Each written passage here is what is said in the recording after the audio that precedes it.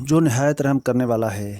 حضرت ابو بکر صدیق رضی اللہ تعالیٰ عنہ کے دور میں ایک زانی عورت نے دربار میں شور مچایا کہ ایک نوجوان نے میرے ساتھ زبردستی کی ہے اور میں اس کے بچے کی ماں بننے والی ہوں۔ ارد گرد لوگوں کا ہجوم تھا، لوگ حیران ہو گئے۔ عورت پیٹ پکڑ کر کہہ رہی تھی کہ میں برباد ہو گئی۔ خلیفہ المومنین حضرت ابو بکر صدیق رضی اللہ تعالیٰ عنہ نے کہا، وہ نوجوان کون ہے؟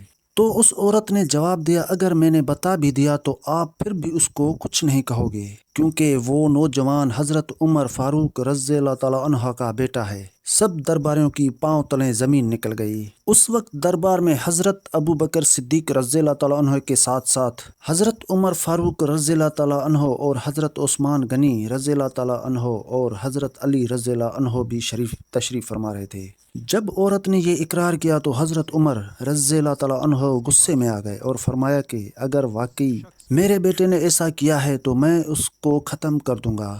یہ کہہ کر حضرت عمر رضی اللہ تعالیٰ عنہ نے اپنے ایک غلام کو فرمایا کہ جاؤ میرے بیٹے کو بلا کر لاؤ۔ دربار میں حضرت عمر فاروق رضی اللہ تعالیٰ عنہ کا بیٹا بھی پیش ہو گیا۔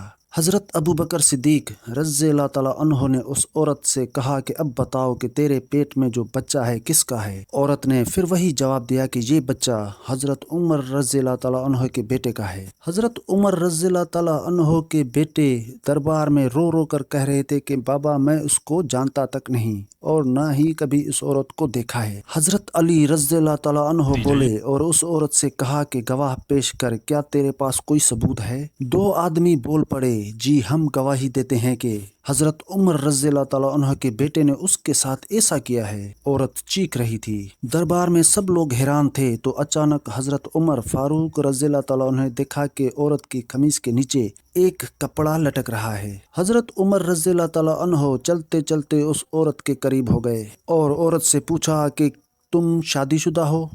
تو عورت نے کہا جی۔ حضرت عمر فاروق رضی اللہ تعالیٰ عنہ نے کہا کہ اپنے شوہر کو بلاؤ۔ جب اس کا شوہر آیا تو حضرت عمر رضی اللہ تعالیٰ عنہ نے کہا کہ اپنی عورت کی قمیص کے نیچے جو کپڑا لٹک رہا ہے اس کو کھینچ۔ جب کھینچا تو ایسا لگ رہا تھا کہ یہ عورت حاملہ نہیں تھی۔ حضرت عمر فاروق رضی اللہ تعالیٰ عنہ نے تلوار نکالی اور فرمایا، اب بتا تیرا حمل کدھر ہے؟ عورت نے ہاتھ جوڑ لیے اور کہا، مجھے یہ دو یہودی لے کر آئے ہیں۔ انہوں نے کہا ہے کہ دیکھتے ہیں کہ مسلمانوں کا خلیفہ اپنے قریبیوں کو بھی سزا دیتا ہے کہ نہیں۔ حضرت ابو بکر صدیق رضی اللہ تعالیٰ عنہ فرمایا، ہمارا دین اسلام سب کے لیے برابر حقوق رکھتا ہے۔ یہ کہہ کر حضرت ابو بکر رضی اللہ تعالیٰ عنہ بھی غصے میں آ گئے اور کہا، ان کو 100 کوڑے مارو۔ اور حضرت عمر فاروق رضی اللہ تعالیٰ عنہ اپنے بیٹے کا ماتھا چومنے لگے اور پورے دربار کے لوگ بھی جھوم اٹھے۔